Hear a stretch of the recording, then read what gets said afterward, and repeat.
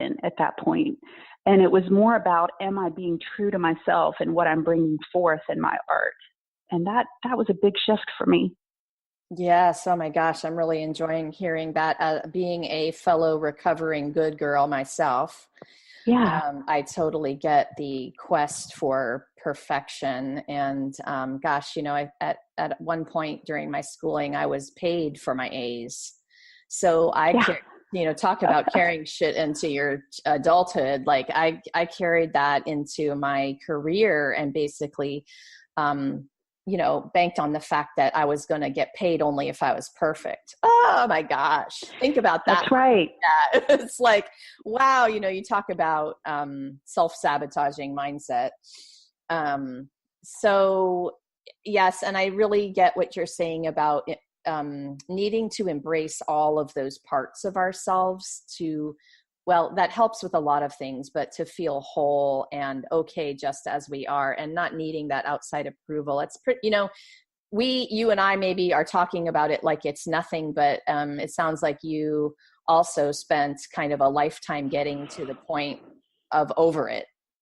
And it does take a bit of effort and awareness and not giving up on yourself.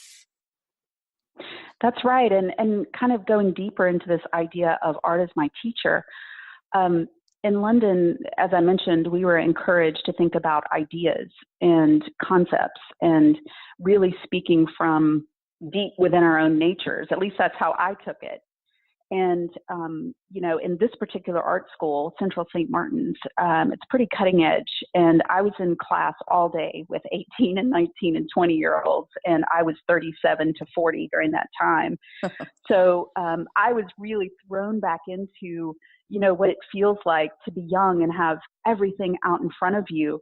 And I just kind of allowed myself to sink into that because I hit the ground running, got married a week before I graduated college, started moving abroad and living in different cities. So I didn't really give myself that exploratory time that a lot of kids and teenagers and young adults have. So it was a way for me to kind of re-enter that phase of my life and really explore. So London, for me, being far away from family and friends and everything that was known, gave me this opportunity to kind of be somebody different. And I refer to that as kind of this in-between space where I could be somebody that I hadn't been before. And I started researching feminism. I started researching postmodernism and really dug deep into these concepts that I'd never really even considered or explored before. And it started to come through in my work. So I was making crazy things. I remember one of my art projects, I found a box of tampons in the house. I dipped them in water. They expanded, and I put blue dye on them and dried them with a hairdryer to make them all fluffy. And then I sewed them one by one onto this long coat that I had. And it was kind of this art project about, wearing the feminine parts of ourselves on the outside. And it had the appearance of kind of like a blue fur coat, like a really cheap, tacky blue fur coat, but I left the tails on. So, I just made really, really weird stuff. And it really freaked my now ex-husband out, some of the things, because he was seeing sides of me, and I was seeing sides of myself that I didn't even know existed.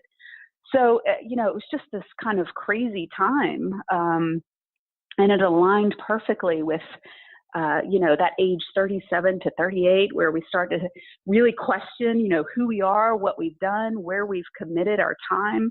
And so it was kind of like this perfect storm for me to just let everything fall, Yes, I know. I joke about that a little bit, that it took moving completely across the country from the West Coast to the East Coast for me to find myself.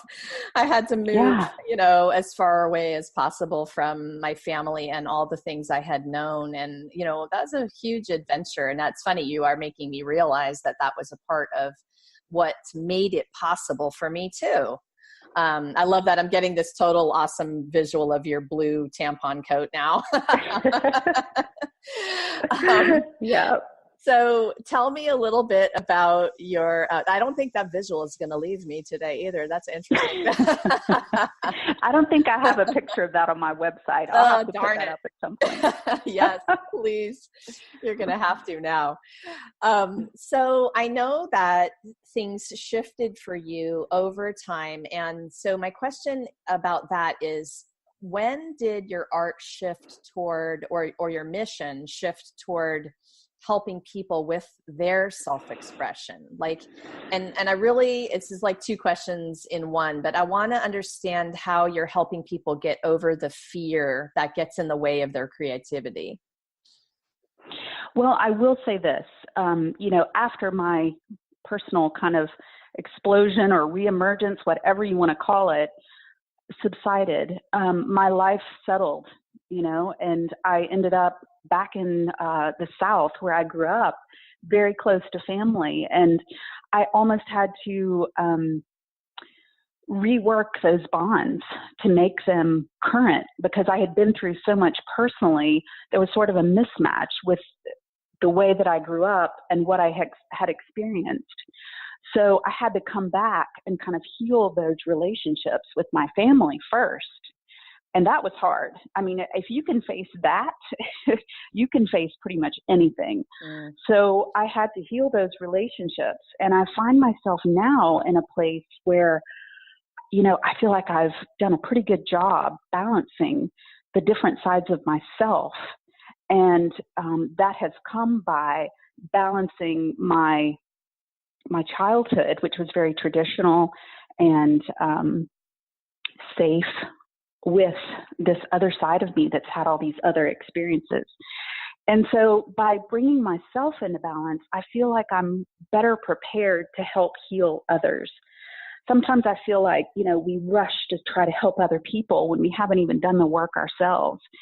So really letting my life kind of fall apart and then be structured more soundly for the future has helped me realize, okay, now maybe I'm ready to start serving others. And to be honest, a lot of that realization has come from the realities of what's happening in my art practice. So for instance, I just recently finished redoing my art studio. I turned it into an office. My art studio was my daughter's old bedroom when she went off to college. I let it go. I poured, paint spilled all over the floor, splashed on the walls. It was just a mess in here. And all of a sudden I noticed this instinct to clean it up, put hardwood floors down, repaint the walls. I did it all myself. And I just noticed, like, wow, my body is moving in the direction of turning this into an office. Like, does this mean I'm not going to be painting at home anymore and have a studio practice? And it was really, really pretty upsetting, because I thought, I've been to art school for 10 years. I've sacrificed so much. But what I'm starting to realize is that I'm being called to take my art out, not work from home in isolation where it's safe and cozy, but actually start interacting with others and use my art in that way. So I've kind of had to surrender to this idea of having a studio art practice and going to galleries and taking that traditional art route, and consider that my art is a tool in a bigger toolkit that I can now use to go out into the community. That's just where I'm being drawn. So I'm letting that happen, but it's still kind of scary to watch these old ideas about how my art career was going to go, and let it just kind of evolve and do what it's meant to do. Again, surrender. Oh my gosh. Yeah. Comes up over and over. Oh my gosh. I love that. I love hearing you talk about that specific transition, because I really believe, so I'm one of those people that says everybody is an artist and everybody is a healer. And it's just a matter of getting out of your own way of discovering what that gift is in you. And the mission right now, it feels like the big mission on the planet is to have those who are called to play bigger and move ourselves out into the world a little bit bigger and help other people. And so I just hear that mission in your words today. That's so awesome. Yes, and I'm able to satisfy my creative urges by doing these murals, either on the side of buildings for businesses or in people's homes. I just finished a project recently where the client had designed on a graphic program on his computer an image that he really liked, and it was contemporary. So I thought, okay, I can do that. So I took that tiny image, off my phone, and I put it really big on their kitchen wall. And I'd never done anything like that. I've always done my own work, in a space. So to really collaborate with an individual and bring his vision to life in his home space, it was just an incredible project. And he told me as I was finishing, he said, you're a part of the family now because your energy, your creative energy is in our space. And I thought, wow, that's really, really kind of cool to be able to partner with people and create something for their homes. It's really an interesting way of making art. Oh my gosh, yes. And I feel inside of that a responsibility to bring in your good energy.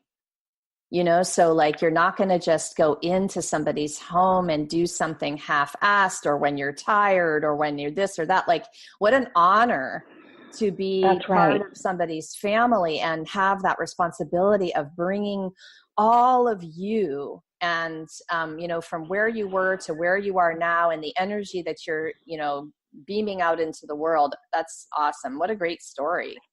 That was a recent example, and I'm getting ready to start another one. And each project is different because each project is different. What they're looking for is different. Yeah, I hear you. Did I lose you? You didn't mute yourself, did you? I'm hearing a blank, a little bit of a blank space. Hello, Miss Christie. Have we lost you? Okay, well, while Christie gets herself back online with me, if you guys just joined us, I am talking to Christie Chandler from arts-evolution.com. And you can also find her at christiechandler.com. There's a couple of different websites that you can see what she's talking about as far as her mission in the world. And part of that mission is to help other people with their self-expression and their creativity, and getting rid of the fear that gets in the way of it. Christie, are you back with me yet? Laura? There she is. Good. Okay. I'm back. Good. No problem. I filled the space while you were gone and told people about your websites again. And you got to love technology, right, you guys? So Christie and I were talking about a few minutes before we came on the podcast that we get very, very anxious about the technology when it comes to these things. And so sometimes I'll choose to like pre-record a show and do that instead of be live, because I'm telling you, the anxiety is real with a live show. So yeah, you're all good. Don't worry. There you go. So, okay. So to continue the chat about this, you said something, and I'll put it out there because I know you're going to know how to talk about this from what you've been doing, but talk to me about woman as creator. Like, what is this dark feminine you speak of? Okay, so this is really an interesting concept to me. I've spent a lot of time reading about it.